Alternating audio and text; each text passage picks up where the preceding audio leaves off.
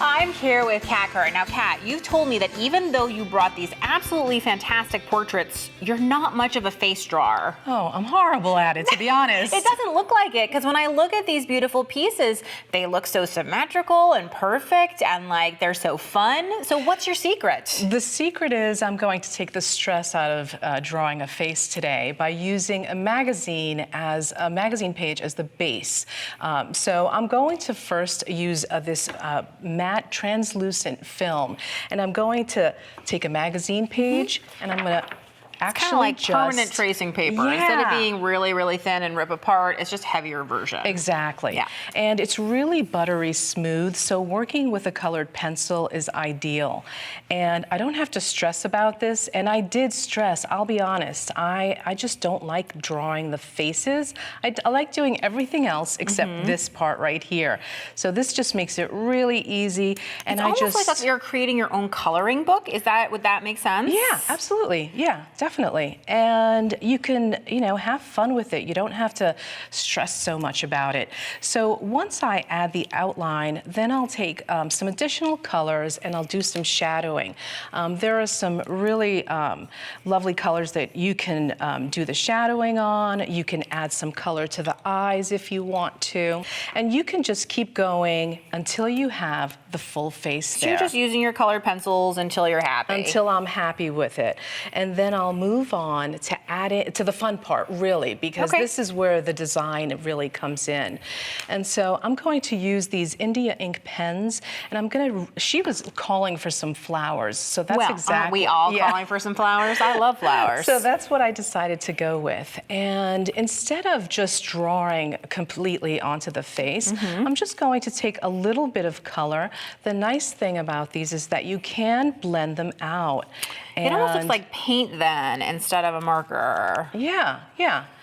And you can use different colors. You can see this is what's going to be a little flower. It doesn't look like one right now, but I'm just doing one petal at a time.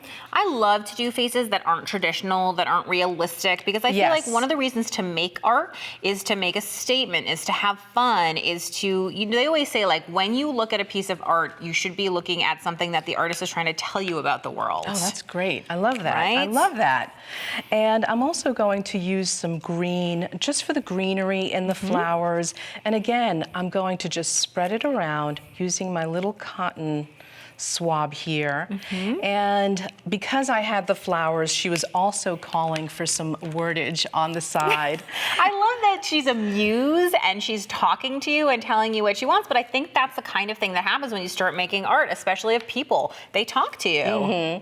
And the great thing about these markers is that they do have a pointy, end on there, so it's really easy to write some, you can make it thick or thin. I was going to say brush script is so popular. I'm terrible at it, but it always looks like so much fun.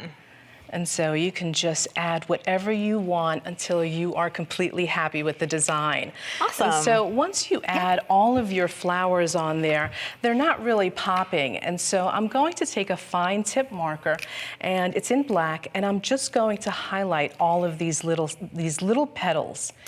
So this is an opportunity for you to take control of what is kind of blobby and really make it more purposeful and complete. That's it's almost like you could stamp on top of it, you can draw on top of it, but you're just adding those outlines. That's right.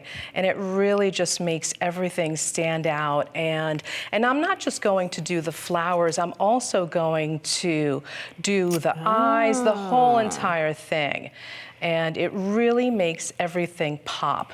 And I'll do the same thing. It's amazing. This happens to me all the time. It's like black and white, I find, are those two things that no matter what you do, really make things pop. Yes, absolutely. I always finish with black and white, definitely. Because I think it's because you're going to the extremes, right, of color, and so it's very dark or it's very light, and so it just grabs the eye. Yep. I see. So you're using different tip widths, actually. Yeah, and that's just whatever you want. And so once you finish with adding your black, I finish off this page by just coming back in with a little bit of shadow and the crayons, and just adding it to the sides and making sure that she's really standing out. The one lesson that I've learned by doing all of this is that shadow is everything when it comes to the faces. So I do go back and finish with the shadows.